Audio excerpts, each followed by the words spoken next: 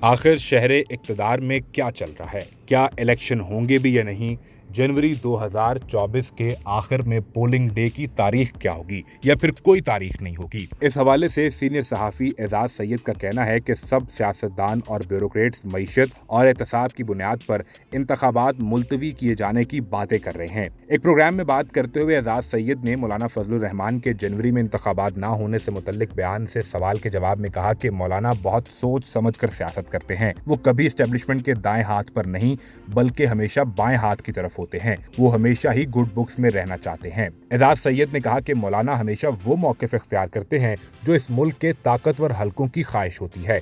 انہوں نے کہا کہ اس وقت وفاقی دارالحکومت میں بہت حد تک سگنل موجود ہیں کہ انتخابات معیشت کی بہتری اور احتساب کی بنیاد پر مؤخر کیے جا سکتے ہیں۔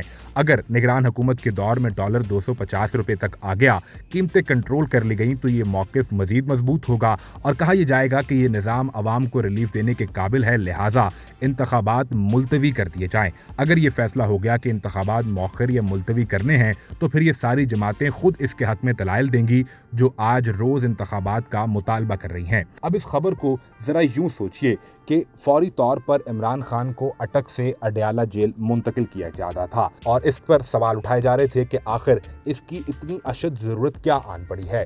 اسلام آباد کے سیاسی حلقوں میں یہ بات کی جا رہی تھی کہ شاید عمران خان کے ساتھ کوئی ساز باز، ڈیل، مذاکرات یا بات چیت کی کوشش کی جا رہی ہے اور گنجائش پیدا کرنے کی کوشش کی جا رہی ہے۔ اب یوں معلوم ہوتا ہے کہ شاید یہ بات چیت کسی نتیجے پر نہیں پہنچ پا رہی یا پھر شاید عمران خان مان نہیں رہے، جیسا کہ حامد میر نے ایک پروگرام میں بات کرتے ہوئے کہا تھا کہ میں اس شخص کو جتنا جانتا ہوں وہ اپنی ضد نہیں چھوڑے گا، وہ کبھی بھی ڈیل نہیں کرے گا۔ اب یہی بات اعزاز سید کہہ رہے ہیں کہ جنوری کے آخری ہفتے میں بھی شاید الیکشن نہ ہو۔ انہوں نے کہا کہ الیکشن کمیشن کے کچھ لوگوں سے بھی اہم ملاقات ہوئی۔